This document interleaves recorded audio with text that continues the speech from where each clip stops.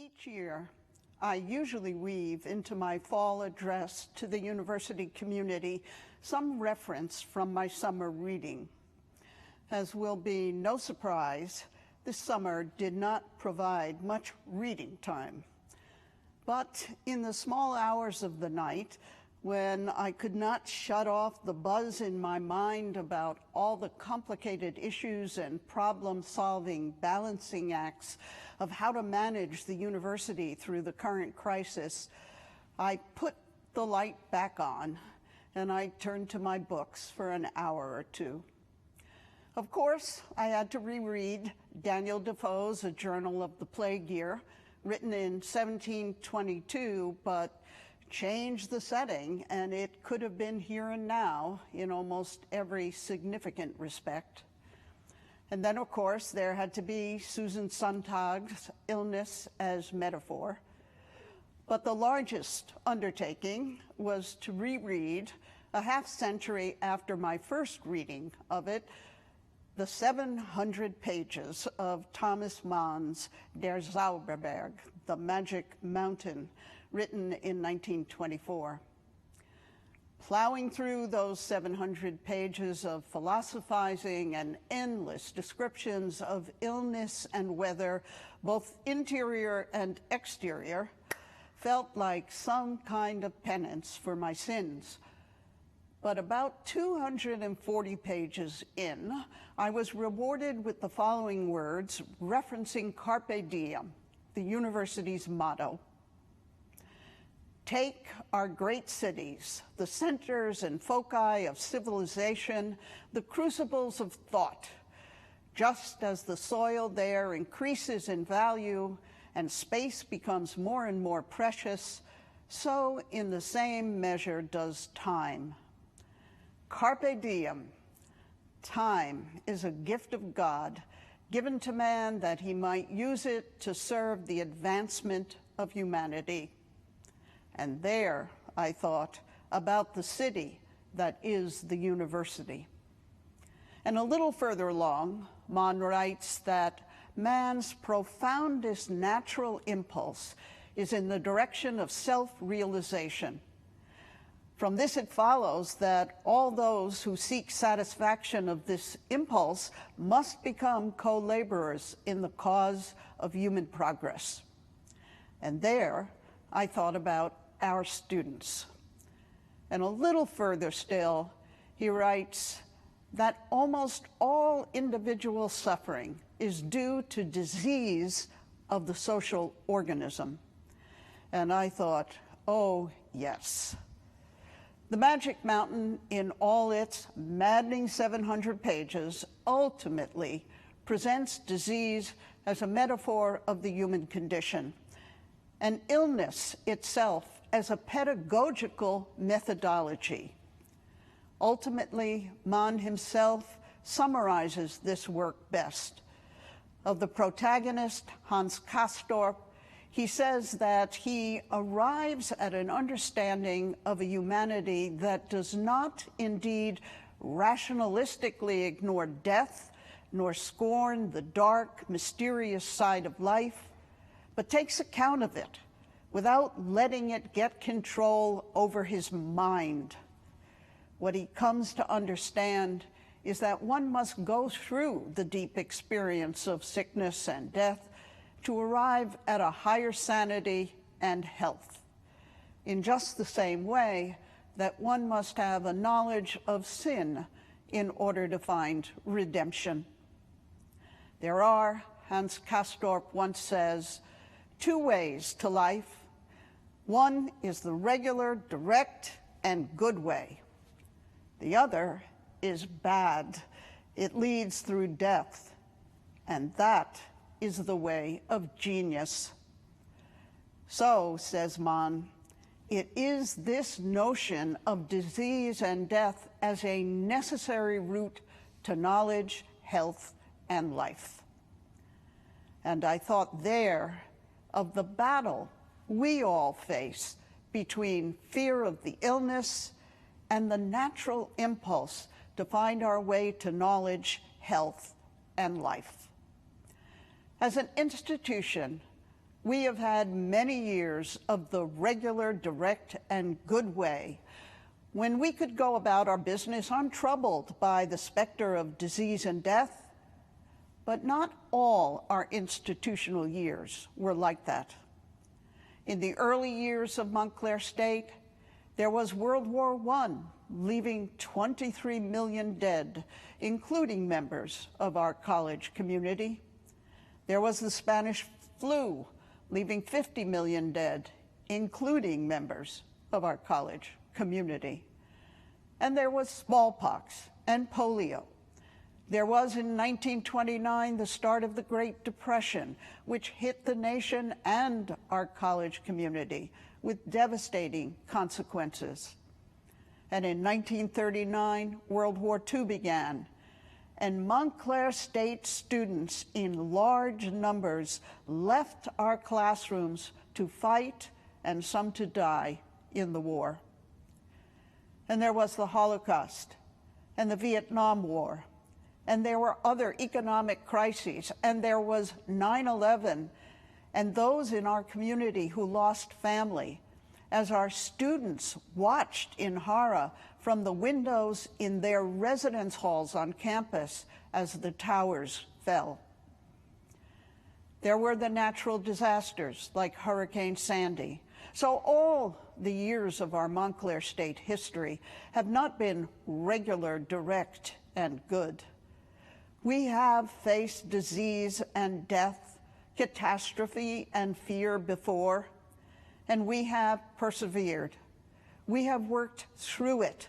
We learned from the tough pedagogy of history, and we are learning now from this tough pandemic teacher. It may have control to some degree over our bodies, restricting our movements and our interactions with each other, but it does not control our minds and our hearts. We are finding our courage and determination, and we are working through the current challenge because we have built something here that is worth saving, and because our 21,000 students trying to fulfill their impulse to self-realization are worth serving, and because our work as a community of scholars, scientists, artists, and committed professionals depends on the university and achieves significance only in relationship to this community as a whole. Last spring, from being a university whose instructional programs and student development activities relied very heavily on face-to-face, in-person interactions and the physical campus, we became, almost overnight, a fully virtual institution, and we did our best to salvage the spring semester for our students. Then we successfully served a record number of students in the summer sessions, and now we have put tremendous effort and thought into the best ways to enable our students to continue to make progress towards completing a rigorous education safely.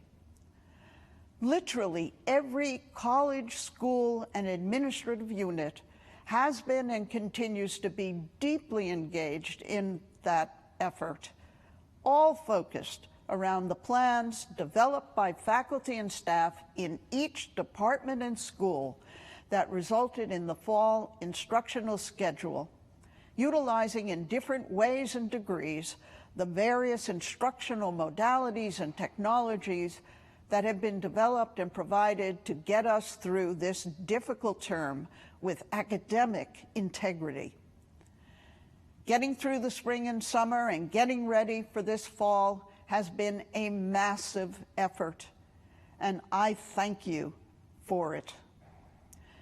The faculty and staff in those disciplines that felt strongly about the necessity to provide in-person, on-campus instruction came up with a wide range of creative solutions. The faculty in the performing arts, in the Cali School of Music, led by director Tony Misaki and professors Heather Buchanan and Tom McCauley, And in the Department of Theater and Dance, led by Department Chair Randy Muggleston and his colleagues, deconstructed and rearranged curricula and instructional schedules to combine on and off-campus experiences, turned the Red Hawk parking deck, the amphitheater, and campus quads into outdoor rehearsal and performance spaces, developed specialized protocols for the use of studios and the use of protective equipment, and changed performances from live venues to broadcast performances. In the sciences, the NSF-funded LSAMP program, which is led by Professor Yvonne Gint and supports underrepresented student populations in STEM fields, and the student green teams of the PSEG Institute for Sustainability Studies, led by Dr. Amy Taninga, successfully, both of them switched to intensive online research, internships, and mentoring. The chemistry and biochemistry faculty, led by Department Chair Salia De Silva, figured out how to give all their students a laboratory experience this fall. And the Department of Physics and Astronomy, led by Department Chair Mark Favada, set up outdoor laboratories and recitation sections for their fall Hawk Mix classes. Tents are on the way for them to enable continued outdoor instruction in more variable weather. The faculty and staff of the School of Nursing undertook a complete review of their curriculum and implemented a detailed plan that provides students in all their programs with all of the on-campus instruction required. It is quite cheering, really, to see our nursing students in their Red Hawk red scrubs walking on campus. Carolyn Murray, Director of Clinical Internships for the Center of Pedagogy, in collaboration with the Department of Teaching and Learning, led a team of faculty, staff, and district educators in a 3-day intensive workshop in August for over 250 teacher education students, focusing on remote teaching and classroom technology. Professor Jennifer Goki, also in the Department of Teaching and Learning, teamed up with her colleagues to quickly launch and enroll students in a graduate certificate program to equip classroom teachers with the skills to teach students with disabilities online. In the Feliciano School of Business, when COVID-19 brought the immensely popular executive speaker series to a halt, MBA Director Nicole Koppel saw the opportunity to greatly expand rather than diminish the program using remote technology. Similarly, Director of Communication Phil Mattia organized a series of podcasts featuring faculty and business school advisory board members. The College of Humanities and Social Science Dean's Office and the College Working Group on Equity and Inclusion prepared for the fall semester by reminding the college of the commitment to social justice at the core of their mission, and asking every instructor to take 1 week this fall and dedicate it to focusing on Black Lives Matter as related to the specific discipline. To assist with the implementation of this idea, the working group provided a highly accessible syllabus to members of the faculty.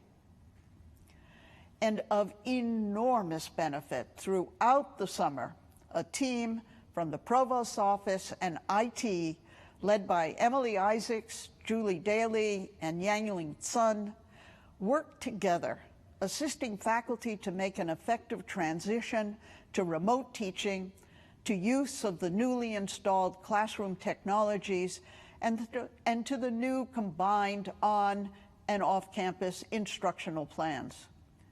More than 1,000 faculty members participated in these workshops over the summer in preparation for their fall teaching.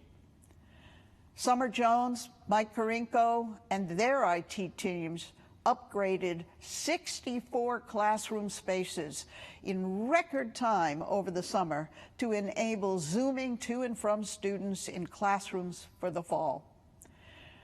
Registrar Leslie Sutton-Smith and her teams rescheduled countless classes to accommodate the new course modalities and to leverage the new classroom technologies. University researchers adeptly developed new protocols for existing human subject research studies, data collection, and consent procedures, and a number of faculty saw the research opportunities posed by the crisis and turned their efforts to new avenues of research to produce pandemic-related knowledge.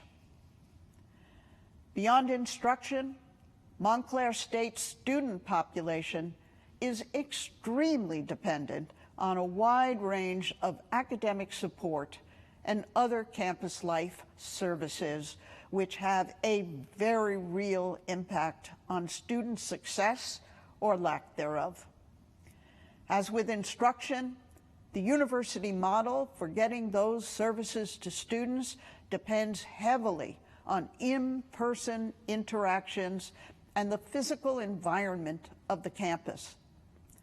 The task of delivering those absolutely critical support services virtually was extremely challenging.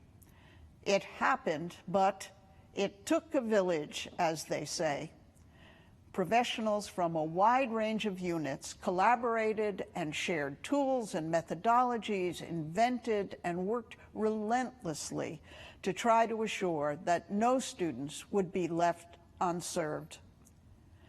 Just to provide some sense of the enormity of the task, during the spring, when students were so suddenly separated from all their accustomed support networks on campus, Associate Dean of Students Fatima de Carvalho led a group of student development professionals who made a personal phone call to every one of the university's 21,000 students to check in on how they were doing.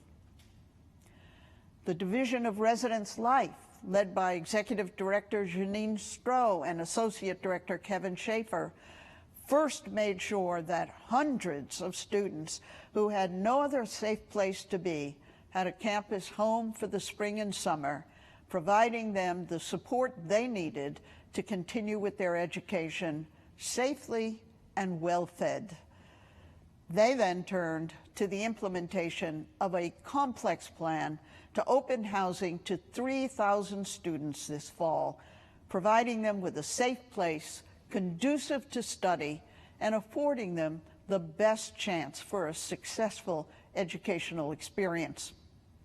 At the same time, Director of Financial Aid Jim Anderson and his team reorganized the work of the unit to handle the explosion in student financial aid needs and quickly created a new process to award in an equitable and really helpful way the $10 million received by the university in CARES Act funding dedicated specifically to financial assistance for students.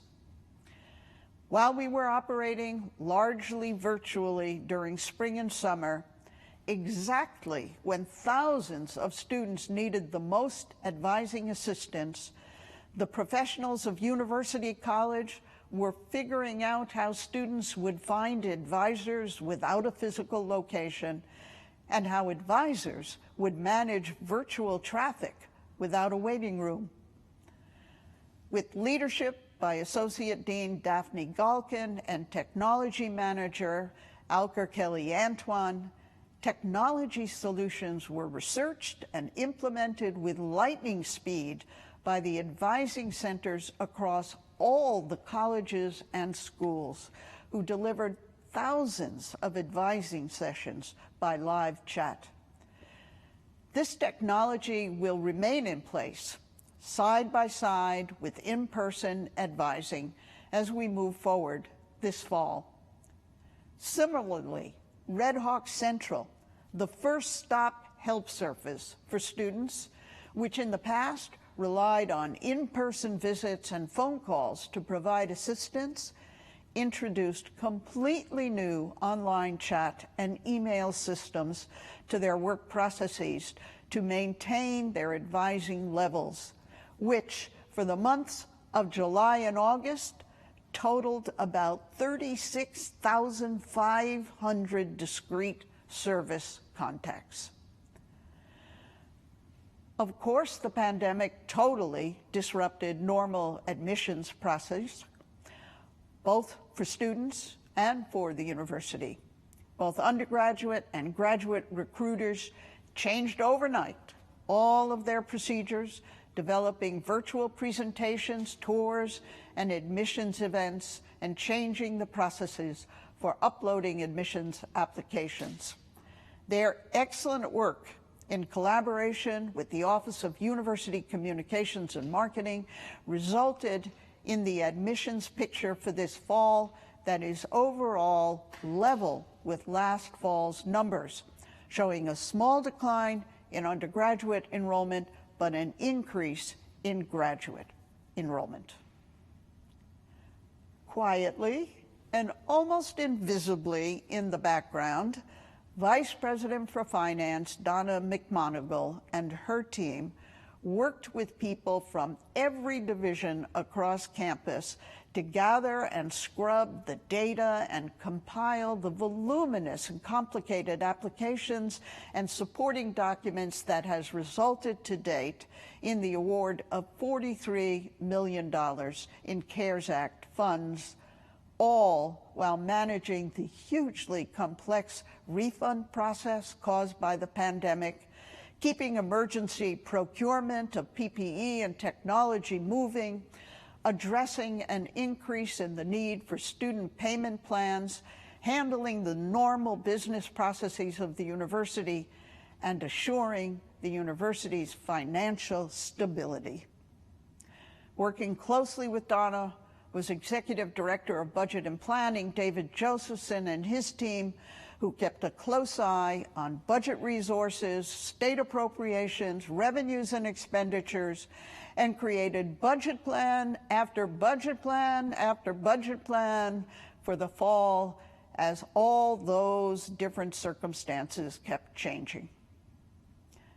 And in the midst of all the pandemic disruptions, Vice President Colleen Kopla and her terrific development team managed to bring the university's SOAR campaign to a close, raising a total of $82 million, which exceeded our $75 million goal. A significant portion of the funds raised were for scholarships, and it is a particularly lovely circumstance that among the closing gifts for the campaign was a generous gift from recently retired professor of psychology, Deborah Fish Reagan. Her gift will contribute support to the university's most vulnerable students, including those who have come through the foster system, are homeless, or have no parental or family support structure. These students, who are among those currently living on campus, receive assistance with tuition and fees, housing and food services, and support to help them succeed in the university experience. And finally, on the health and safety front, there has been a veritable army of people working together to assure the implementation of a responsible and safe plan for the university's reopening. The Advisory Committee on COVID-19 related planning, co-chaired by Dean Laura Billings and Dean Janice Smolowitz, worked steadily through the spring and summer, and their research, analysis, study of the needs of operating units, and their collaboration with the major divisions of the university resulted in careful advice that made possible the university's restart plan and that contributed extremely useful guidance to campus operations. I also want to recognize the contribution of Vice President Joe Brennan and the communications professionals who prepared the massive, and I mean massive, number of documents, websites, emails, and other communications necessary to comply with state restart standards and to provide necessary information to the university community. There are not enough words to say about Vice President Sean Connolly and the entire university facilities division. They never left campus, and they have done an unbelievably thorough job of preparing the campus for life in the pandemic. From working with IT to install technology to procurement and installation of tents, plastic shields, PPE, enhancement of HVAC systems, installation of hand sanitizers, vast amounts of signage, and implementation of cleaning protocols. They have worked hard, and they have worked smart, and they have been extremely responsive to the needs of various units on campus. I want particularly to note the contributions of Jenna Coffey, Assistant Director of Environmental Health and Safety, who had responsibility for reviewing all the physical modifications and materials put in place, reviewing all the product selection to ensure that the chemicals we chose and the PPE we purchased was the best for the particular situation. Jenna is also a member of the Advisory Committee on COVID-19 Planning and continues to make an important contribution in the area of health tracking for employees.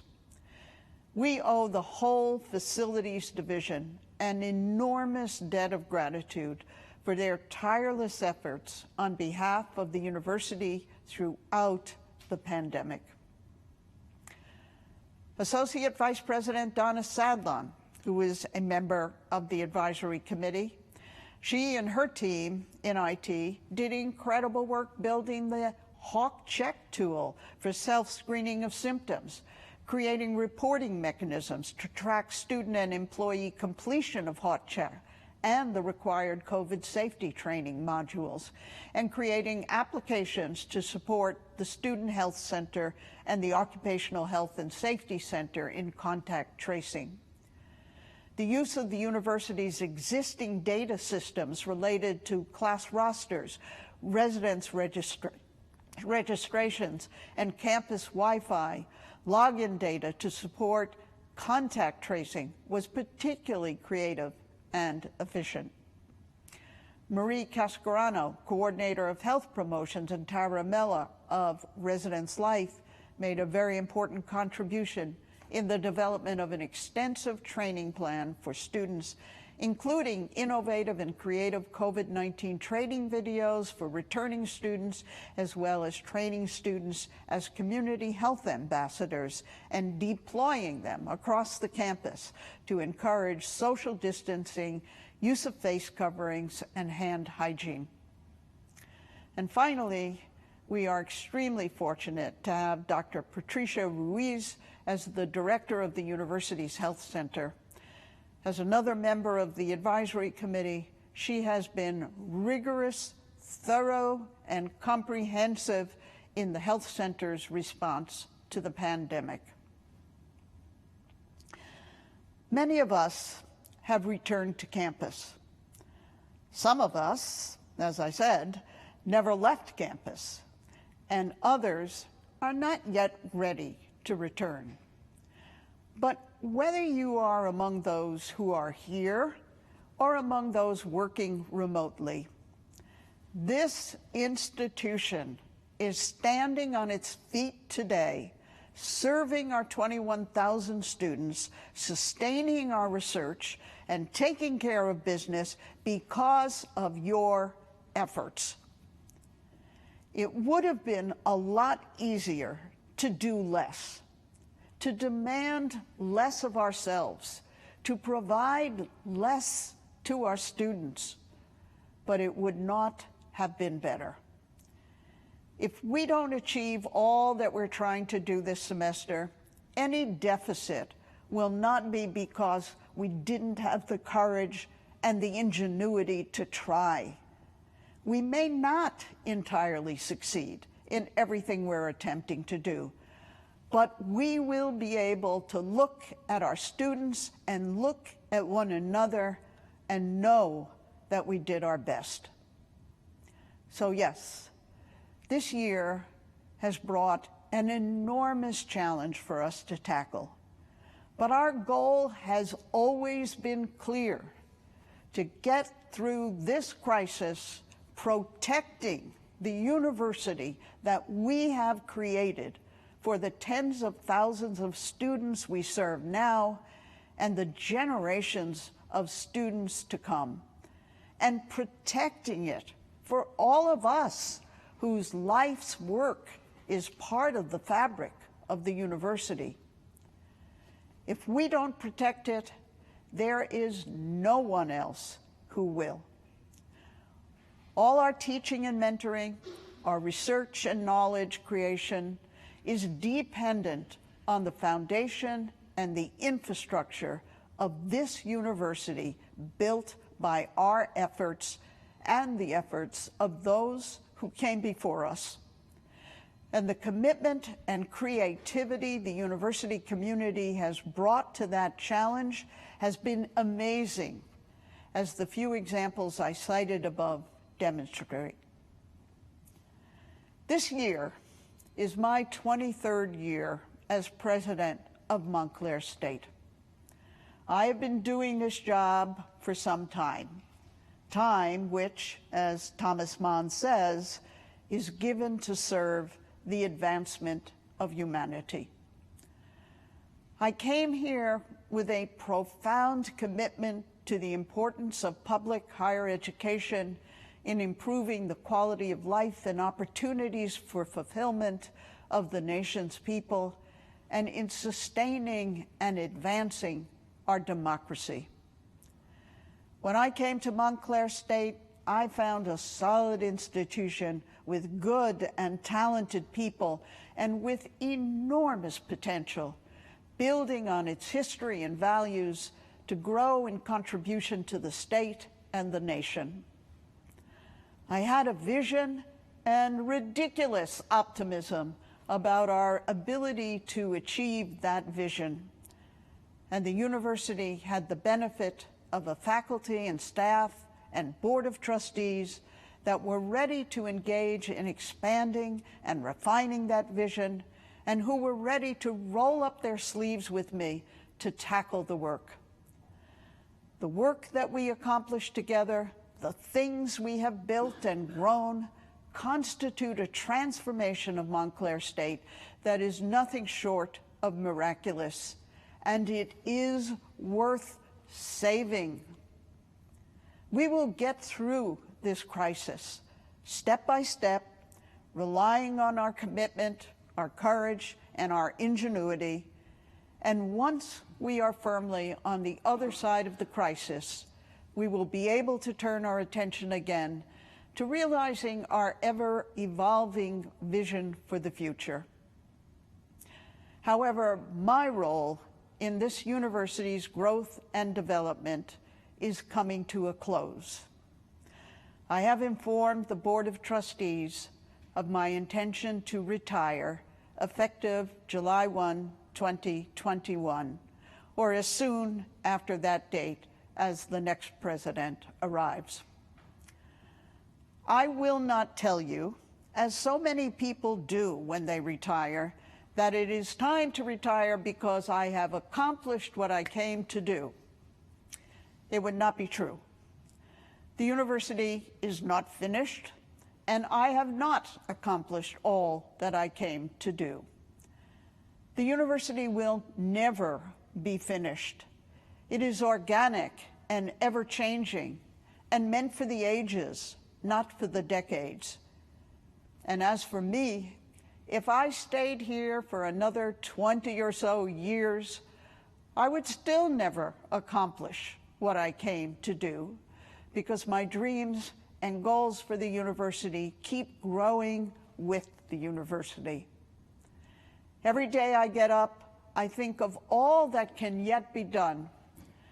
When we have our eyes on the horizon and take a step towards it, the horizon moves away from us with each step we take.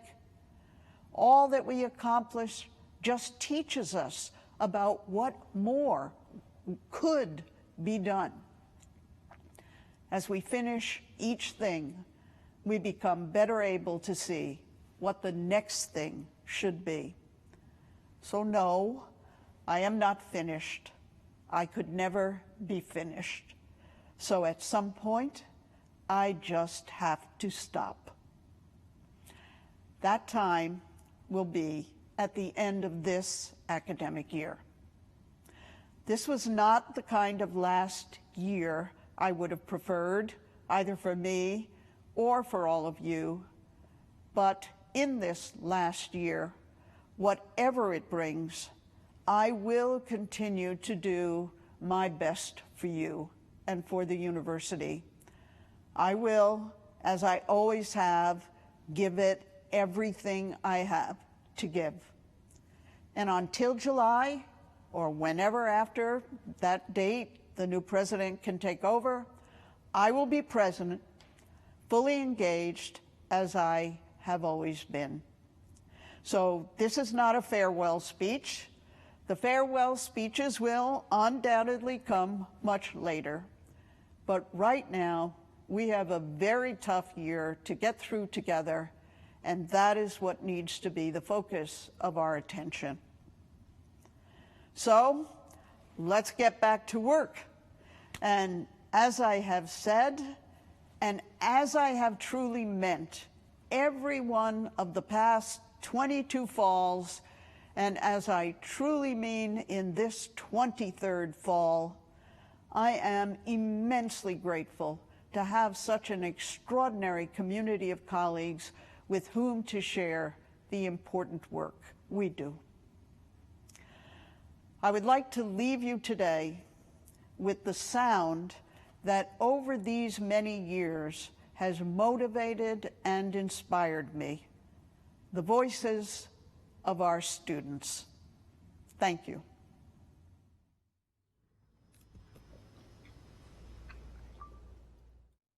If religion was a thing that money could buy, the rich would live and the poor would die.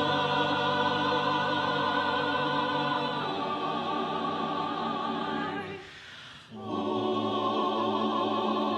my trials, Lord, soon be over. Too late, my brothers, too late, but never mind. All my trials, Lord, soon be over. Now hush, little baby.